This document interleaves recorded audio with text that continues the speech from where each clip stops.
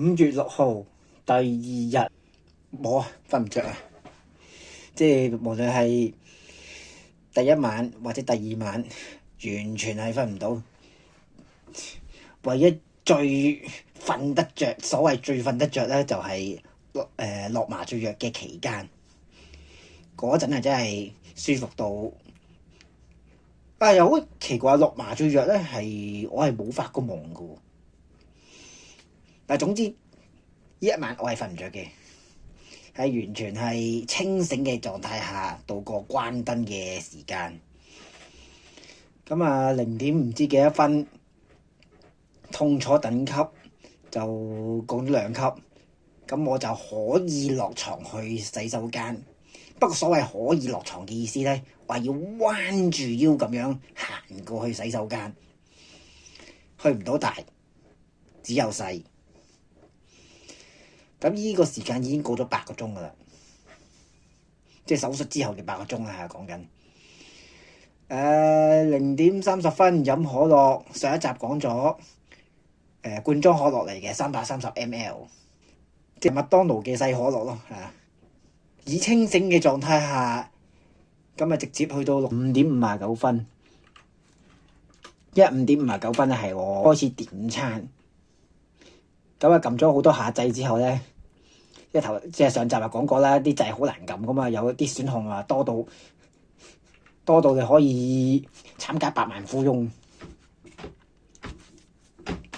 選項多，掣難撳，咁結果搞咗好長嘅時間。咁去到5點59分啦，點早餐。咁我點完之後，我唔係即刻確認嘅，我話要先俾金主去檢查一下先嘅。咁所以咧，我揀咗咁多個項目之後咧，我影咗張相，跟住俾佢確認一下。咁去到6點15分，咁我痛楚就減輕咗啦，減輕咗3級咁多啦。咁我而家終於可以企喺度啦，不過都係痛嘅。咁呢個時間已經過咗14個鐘頭，去到6點35分鐘，咁佢覆我話 OK，咁我喺6點59分就正式落單。6點35分嘅時候咧，佢要我喺醫院走，即係唔好淨係瞓喺張床上邊啦，可以嘅話喐動下啦，即係周圍行下啦。但係我想講嘅係，我仲痛緊喎。當時即係我啱啱先至可以叫做企得起，可以企喺度，但係都仲痛緊喎。如果幫襯醫院裏邊嘅餐廳，到底係離開餐廳嘅時候付款咧，即係離開餐廳之前俾錢啦，即係可能係可能係食嘢之前或者食嘢之後俾錢，總之都係離開餐廳之前噶啦。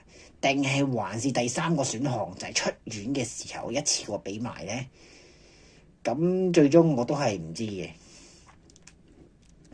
不過其實嗰間醫院咧係冇餐廳嘅，只係得咖啡嘅啫。但係嗰間我都冇去嘅，去到最後都冇去過嘅。6點59分正式落單，頭先講過啦。咁就去到7點06分就開燈，天光請開眼。2、4、5，即係熄燈8個鐘咯，你可以咁樣理解啊。7點唔知幾多分唔記得咗啦，因為第一次量血壓。我係咪呢一個時間問咧，定係我下一個時間問咧？我問佢你琴日冇幫你琴日由10點35分你冇幫我量血壓喎。跟住然之後佢就話你手術完咗之後嘅頭6個鐘頭，每1個鐘頭量一次咁咯。跟住以後咧就係每一日就量4次血壓，每一次量血壓咧就隔4個鐘頭。佢就咁樣回覆我啦。7點唔記得咗幾多分派藥，冇咩好講，都係4粒藥丸，2粒長2粒短。7點33分開到醫生嚟探我，哇咁依個時間嚟探我喎。你要知道佢11點佢要翻去佢自己嘅診所嗰度嘅喎。7:33，我記得呢一次咧係我做完手術之後嘅第2次佢探我，佢已經批准我出院噶啦。咁但係當時金主咧就上咗大陸，咁所以佢問咗我一個決定性嘅問題，就係、你想今日走定聽日走啊？咁我就答金主希望我住多1晚院，我就係因為呢一個問題，所以就被逼要都唔好話逼啦，總之因為呢個問題，所以我要住多1晚院咯。即係後尾我反悔咧，係反唔到悔嘅。我有問過一樣嘢嘅，就係豆豆咧，咁佢本身就話插右手，跟住佢叫我伸隻右手出嚟，然之後我要求佢插左手，佢同意咗之後，佢插咗我左手，跟住麻醉藥醒翻之後咧，我隻左手個豆豆係唔見咗嘅，只係得翻塊布啫，得翻塊膠布。咁我隻右手就無啦啦度多咗個豆豆。呢一個問題，我想知點解，但係去到出院，應該話去到今時今日都冇醫護人員可以答到我。我問過開刀醫生，佢話唔知啊，呢個唔關我事啊，呢個係麻醉師嘅問題咋。但係我冇再見過個麻醉師啦，亦即係話呢一個問題嘅答案咧，除咗佢之外，冇第二個知道，永遠石沉大海。7:36，係啦，呢一個係一個好決定性嘅問題咧，就係因為你可以話我答錯問題，又或者答錯問題咧，你就當咁最後咧，我係因為呢個問題，所以要住多1晚院。可唔可以出院後遲啲翻嚟付款？係唔得嘅，一定要出院嗰陣付款嘅。嗱，呢個答案亦都係決定咗我要住多1晚院啦。7:33，痛楚降級4。哦，係有，咦唔係咪嗰一日咧？醫生係有叫我話，不如落床走一走啊咁，但係話我仲痛緊㗎嘛，你要記住。同埋喺7:33之前咧，我係唔可以正常説話嘅，因為我每次我想講嘢咧，我要用氣咧，咁就會喐到個傷口噶啦，所以我係冇得正常説話嘅，要直到7:33，即係手術過咗之後嘅15個鐘頭，我先至可以正常説話。呢個就係降第4次級。好啦，7:57，咁食早餐。嗱，依一餐就豐富啦，依一餐係豐富啊！睇你食咩先。前菜有餐包同埋呢個半牛油。主菜咧我就叫咗雞絲麥皮同埋呢個蘑菇火腿奄列。因為咧有個重點就係、你只係見到個名嘅啫，你冇圖片，佢亦都唔會話俾你聽有幾大份嘅。即係簡單嚟講，係你係唔知道個份量有幾大嘅。以往你出邊餐廳，你想知道個份量有幾大咧，你可以睇下其他食客，或者睇下個 menu 嗰張圖。醫院係冇呢回事嘅，咁所以咧，你係叫咗你先至知道，哇！原來個蘑菇火腿奄列咁鬼大份。呢個蘑菇火腿奄列亦都係我亦都係我住醫院期間咁多個餐裏邊最中意食嘅一個，所以我係食咗2次。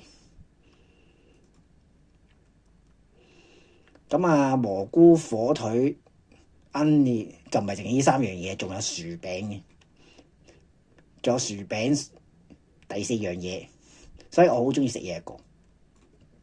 甜品食蘋果蓉杯，冇啊，甜品得一個啫。就係呢個 Tree Top 嘅蘋果蓉杯冇啦，飲品飲可樂，又係罐裝嘅。咁我首多我揀咗好似係咪酒冰啊？因為佢有個選項，唔知點解你俾罐裝可樂我，咁你又俾個選項我酒冰，咁咩意思咧？真係。咁我首多咁，但係其實我首多同唔首多，其實我覺得冇乜分別。總之嗰一餐就好豐富嘅，我係食得晒嘅，因為我有幾耐冇食過嘢咧？可能超過24個鐘。如果你唔計個白粥同埋琴日嗰罐可樂嘅話咧，我係超過24個鐘頭冇食過嘢。所以嗰日咧，因為個肚太空嘅關係咧，我係好有食慾嘅，我可以食得晒嘅。我有冇留嘢食咧？好似冇喎，真係食晒嘅。好啦，咁啊講下9點10分食藥啦，冇嘢好講啦。9點18分，我嘅手機電量咧，出發嗰陣係100%嘅，而家咧就只係得翻20%。咁於是乎咧就用個充電器，即係我金主俾咗我一部充電器，咁啊我又咁啊開始叉電啦嘛。可以咁樣理解嘅就係第一個份量嘅電池用咗24個鐘，有冇24個鐘咧？冇啊，有冇24個鐘咧？我出發嗰陣幾多點啊？我真係唔記得咗。當有啦，24個鐘啦，因為24個鐘頭內我用咗80% 電啦。9點25分，第一次可以去到大便，亦都係我第一次刷牙。我知點解我依個時候先刷牙，因為我凌晨嘅時候咧，仲未可以站立啊！即係因為我凌晨嘅時候咧，我可以去到廁所，但係要記住一樣嘢，我係要谷住弓咁樣行過去，要盡快去到廁所，仲未可以安心咁樣企喺度，所以冇刷牙、冇洗面、冇洗頭、冇沖涼、冇做呢一啲嘢。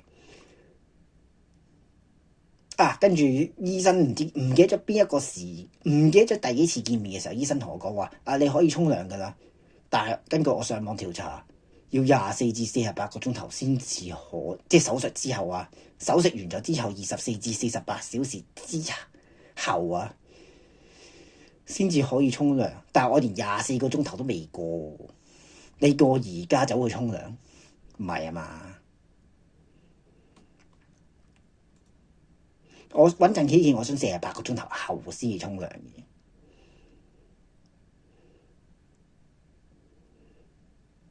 但總之佢就話我而家沖得，即係其實醫生咧係好開放嘅，就係好放得開嘅，就係沖涼你可以唔使等24個鐘頭，食嘢你唔需要特登話禁食呢樣禁食嗰樣。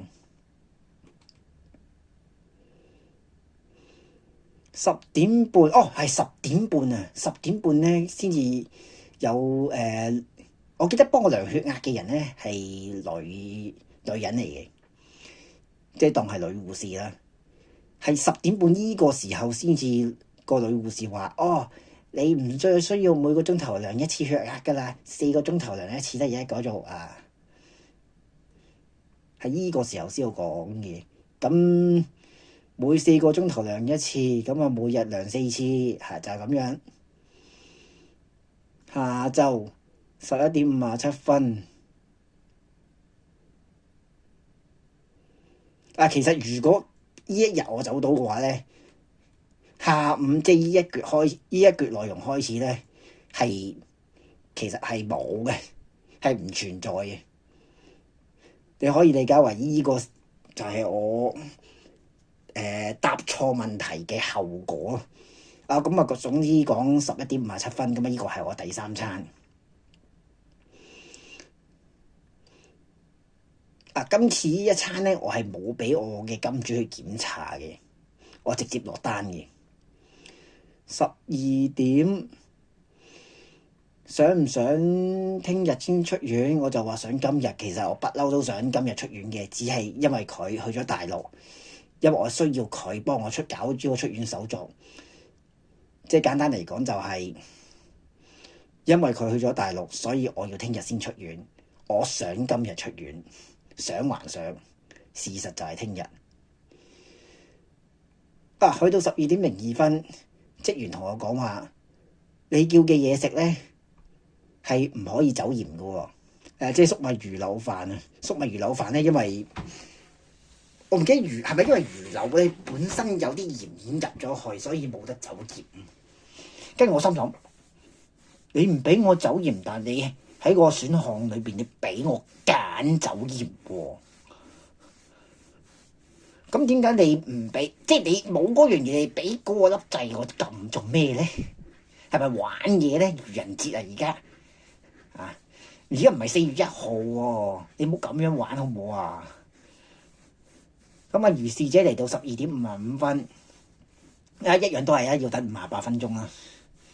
咁今次咧前菜咧就有呢個方包2塊，主菜咧就有粟米魚柳飯，甜品咧就有蘋果蓉杯。今次我唔飲可樂啦，我飲凍檸檬茶。去到1:14嗰陣咧，好奇怪喎，佢淨係派止痛藥喎，個消炎藥佢冇派喎。咁我就同佢講：咦，點解得2粒藥嘅？平時派4粒藥㗎。我係咁樣問咯，跟住我係，跟住我冇俾錯啊，係得2粒藥咋咁樣咯。就係咁樣啦，冇咩特別好講啫。咁1:25檢查傷口。好似呢個係咪第一次咧？手術之後第一次檢查傷口咧，我真係唔係好記得。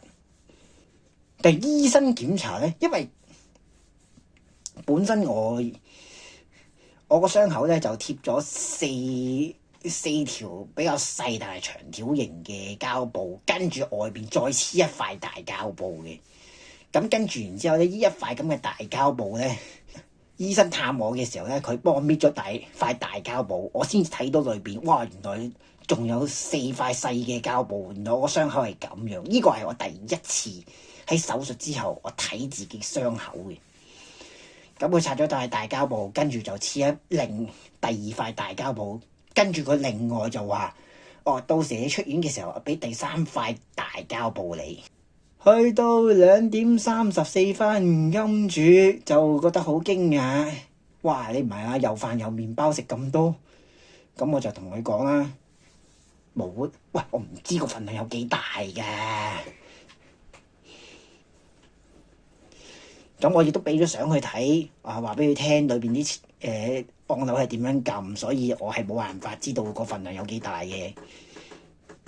不過唔記得食藥，所以我去到1點半至到2點半期間我食藥咯，就咁樣睇嘅話。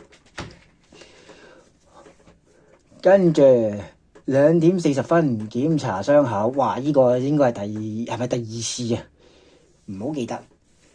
3:10第3次量血壓，冇咩好講啊！量血壓有時會度埋體温嘅，即係度體温咧係用探耳機啊。量血壓就唔係左手係右手啊。不過我記得有一次量血壓咧，佢唔知點解係響警報，就話我唔知血壓過高定過低，但係度第2隻手又冇事。4:09，4:09呢個重點啦。佢去到醫院，即係個金主去到醫院啦。